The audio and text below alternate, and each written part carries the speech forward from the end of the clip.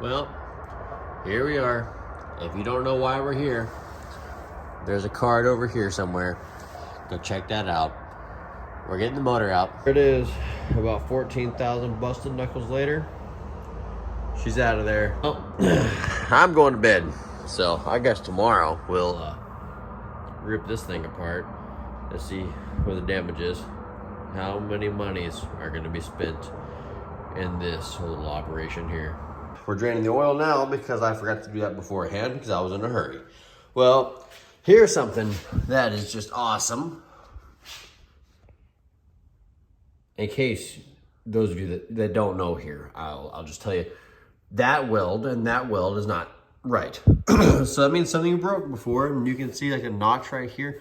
So I don't know what's going on with this thing, but I'm getting more and more nervous as we dig into this. And so you see this blob of weld. So I actually knew about the weld before I got the bike. I was aware of it. I was aware of the JB weld. I wasn't aware it looked like this, but I was aware that there was something there. That looks terrible. As long as it holds oil, I don't really care. But this here, that makes me nervous because that means this case broke off. What caused it to break off and what caused it to happen? Probably correlating factors. Don't know. First thing is the head, and it looks good. That is nice, not bad. We can clean that up and it'll look real nice. So, good stuff there. We got the piston off. It doesn't look, I mean, it's definitely worn. It doesn't look bad as far as like there's not really scarring. There's a few lines, but you can't feel the lines. So it's not like deep cuts or anything. I can't feel it with my fingernail.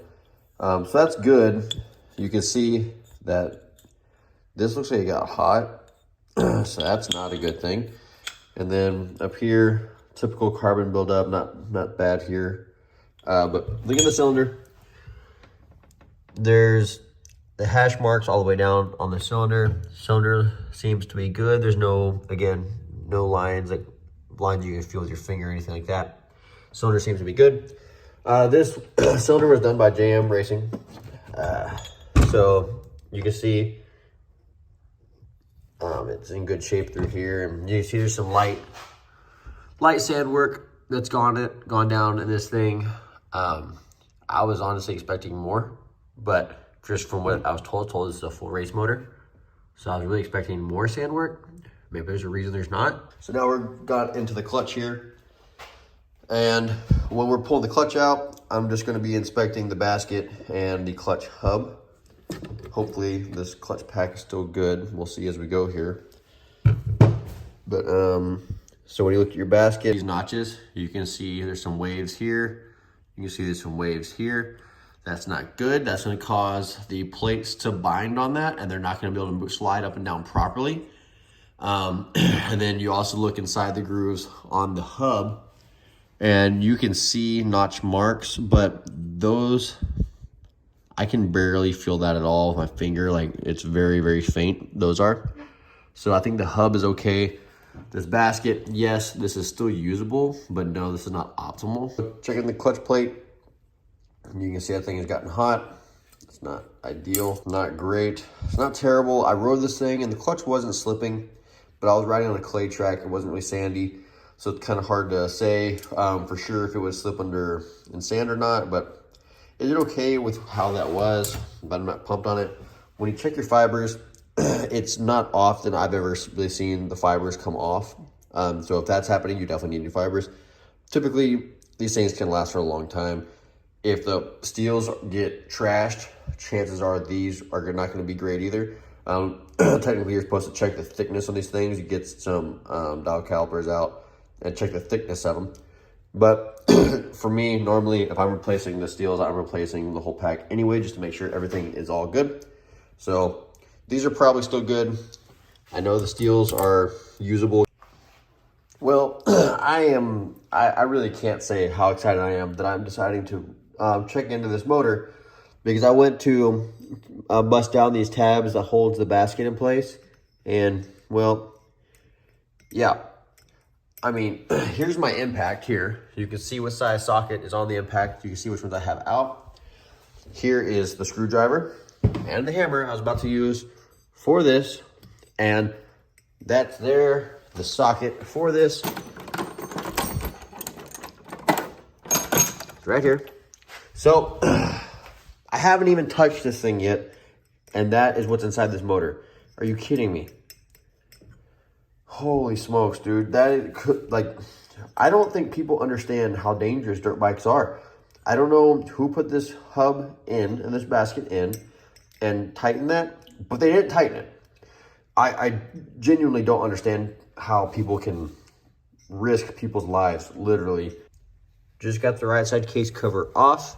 So all I'm doing now, as I'm pulling all these apart because of how sketchy this thing is showing to be, I'm just inspecting each gear, making sure every tooth is good. Here is the old power valve gear. I know some of y'all out there are not mechanics, but if you were to do a side-by-side comparison of correct and incorrect.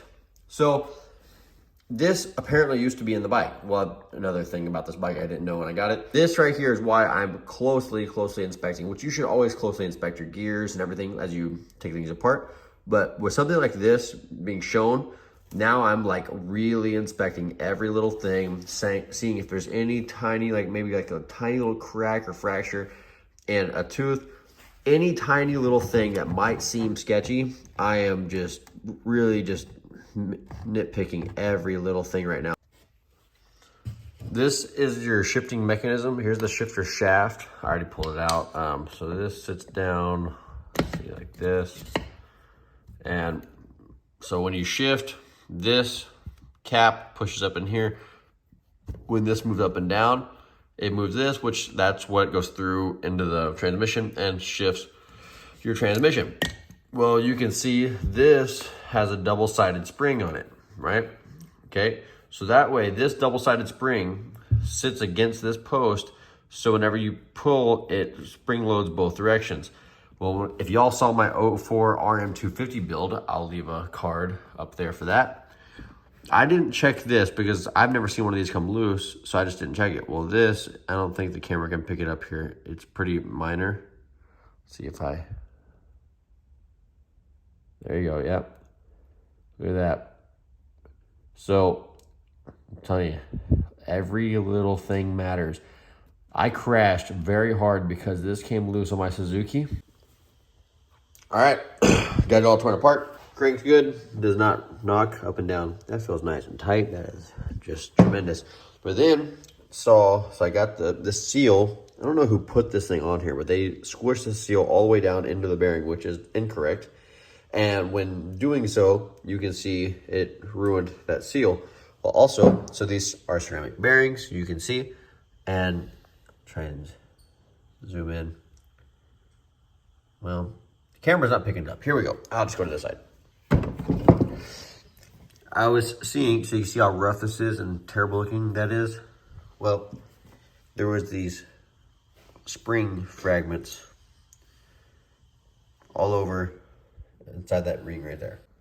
Alrighty, everything's all torn apart. I have not started cleaning parts yet, but I got it all torn apart, figured out what I do and don't need.